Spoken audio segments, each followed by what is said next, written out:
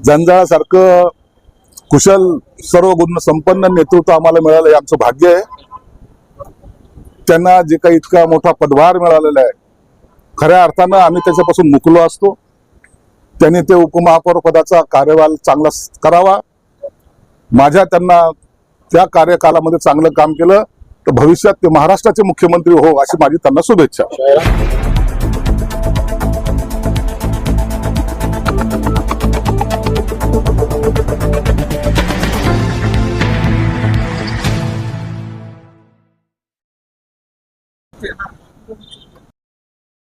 भेटतंय का सगळ्यांना रोज? अर्थसंकल्पापूर्वीची DPTची बैठक अनेक अपेक्षा आहेत, अनेक गोष्टीमध्ये तूट आहे, आपल्याला गेल्या वेळेस झालेला प्रॉमिस निधी मिळालेला नाही, काय एकूण चित्र आहे अर्थसंकल्प याचं? नाही, यावेळेला आम्ही अर्थसंकल्पामध्ये जवळपास 1500 कोटी रुपये मागतोय। ते यासाठी की या शहराची वाढती लोकसंख्या, येणार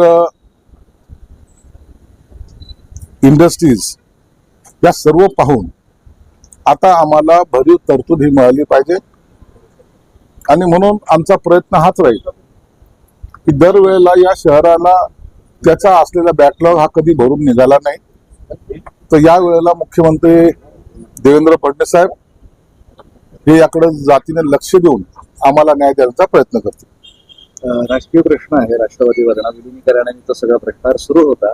आता यावर असं म्हणणं आहे राष्ट्रवादी सत्तेत असणाऱ्याचे की विलिनीकरणाची घाई कशासाठी, आणि विलिनीकरण म्हणताय तर मग त्याचे पुरावे तर द्यावे। आता राष्ट्रवादीमध्ये अंतर्गत जो चाललेला वाद आहे त्या वादावर आमच्यासारख्याने बोलणं उचित नाहीये की राष्ट्रवादी एक गट म्हणतो की विलिनीकरणाची बोलणी झाली होती, दुसरा गट म्हणतो की विलिनीकरणाची काही बोलणी झाली नव्हती।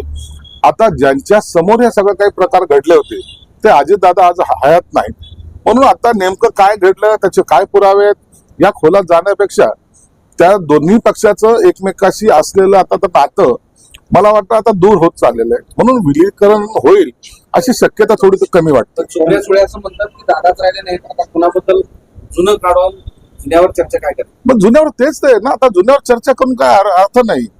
आता विलीनीकरण करायचं का नाही करायचं असलेल्या नेत्यांनी एकसाथ आपसात बसून ठरवावं लागेल आणि तो त्यांचा अंतर्गत प्रश्न असेल।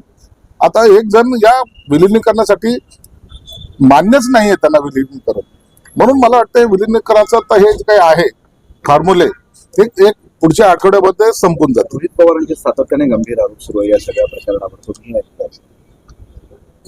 रोहित पवारांनी जे आरोप केले त्याची दखल माननीय मुख्यमंत्र्यांनी घेतली। त्यांनी सांगितलं की एकदा चौकशीचा अहवाल समोर येऊ द्या, चौकशीचा अहवाल समोर आल्यानंतर त्याच्यावर स्पष्टपणे आपल्याला बोलता येईल। म्हणून आता रोहित पवारांनी जे काही आरोप केले असतील त्या आरोपाची सुद्धा छाननी जरूर होईल, त्याची माहिती सुद्धा घेतली जाईल आणि ह्या 8-10 दिवसामध्ये त्याच्यावरचा जो काही अहवाल येईल त्या अहवालामध्ये सगळं चित्र हे स्पष्ट होईल। चंद्रपुरात तुम्ही लाच घालवली ते तपासा असं हर्षवर्धन सत्ता राऊतांना म्हणतात, संजय राऊतांनी महाराष्ट्रामध्ये पक्षाची लाच घालवली, म्हणून त्याची लाच घालवणं हा काय त्याच्यासाठी नवीन उद्योग नाहीये। संजय राऊतने पक्ष कुठं होता कुठं नेऊन ठेवलाय हे अख्ख्या महाराष्ट्राच्या जनतेने पाहिलेलं आहे, पक्षाच्या पदाधिकाऱ्यांनी पाहिलेलं आहे, शिवसैनिकांनी पाहिलेलं आहे। म्हणून आता संजय राऊत बद्दल लाच घालवली हे म्हणणं सुद्धा फार छोटा शब्द ठरेल, म्हणून आता उभाटाचं एकदा ओम स्वा फट जेव्हा होईल तेव्हाच तो उभाटा आपल्याला पाहायला मिळेल। निकालावर उद्धव ठाकरे असं म्हणाले की पैशाचा महापूर दिसला, आता निष्ठेची भिंत काही कोसळली नाही।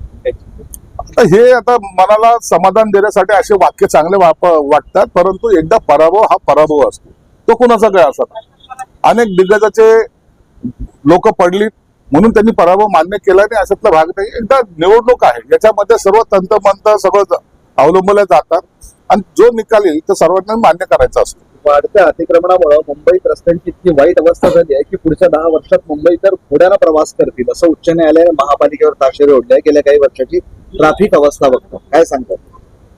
उच्च न्यायालयाने जे काही ताशेरे ओढले ते अत्यंत अनुभवातून ओढलेले ताशेरे ते दिसत आहेत। म्हणून आम्ही दरवेळेला सांगायचो की ठेकेदाराची घरं भरण्यापेक्षा मुंबईकराला दिलासा देण्याचं काम आपण केलं पाहिजे, परंतु मुंबईकरांना दिलासा, त्या खड्डे भरणारी पाण्यामुळे मुंबई यावर कधीच लक्ष दिलं गेलं नाही, टक्केवारीवर लक्ष दिलं गेलं। आणि निवडणूक आली की मुंबई महाराष्ट्रापासून वेगळी होणार, निवडणूक आली की मराठी माणूस आता चं काय होणार, हे असे प्रश्न आणून लोकांची दिशाभूल करायचं काम केलं. परंतु या वेळेला मुंबईकरांनी योग्य तो प्रतिसाद दिला आणि मुंबईकरांनी योग्य माणसांच्या हातात सत्ता दिली. अहिल्यानगरची ग्रामपंचायत आहे सौंदाळामधून, त्यांनी एक ठराव केलाय की आपली गाव जातमुक्त आता, म्हणजे जात आणि या सगळ्या गोष्टीचा कुठलाच प्रश्न गावात नाही, चर्चा नाही. अशाच त्या गावाने जो ठराव घेतला तसा ठराव अख्ख्या महाराष्ट्राने घेतला पाहिजे. जात मुक्तच हा महाराष्ट्र असला पाहिजे. प्रत्येक जातीमध्ये भांडणं हे नकोच. सर महापौर गुंजाळे यांनी आरोप केलाय की तुमच्या मुलीसाठी त्यांना महापौरपदासाठी विरोध केला. जंजाळासारखं कुशल सर्व गुण संपन्न नेतृत्व आम्हाला मिळालं हे आमचं भाग्य आहे. त्यांना जे काही इतका मोठा पदभार मिळालेला आहे, खऱ्या अर्थानं आम्ही त्याच्यापासून मुकलो असतो. त्यांनी ते उपमहापौर पदाचा कार्यभार चांगला करावा. माझ्या त्यांना त्या कार्यकालामध्ये चांगलं काम केलं तर भविष्यात ते महाराष्ट्राचे मुख्यमंत्री हो अशी माझी त्यांना शुभेच्छा. सर रोहित पवार ने और विपक्ष पार्टी ने जो है आरोप लगाया है सरकार पर कि सरकार जो है अपने लोगों की जांच नहीं करती, वहीं पे सरकारी एजेंसीज जो है तो विपक्ष के विरोधियों की जांच काफी कर रही है. वैसे ये आरोप हर बार लगाया गया है. जो बुरा काम करेगा उसका बुरा नतीजा होगा, ये जरूर है. अभी उसके बारे में तुम कुछ भी आरोप करेंगे और गलत काम करेंगे तो सरकार उसको छोड़ेगी नहीं.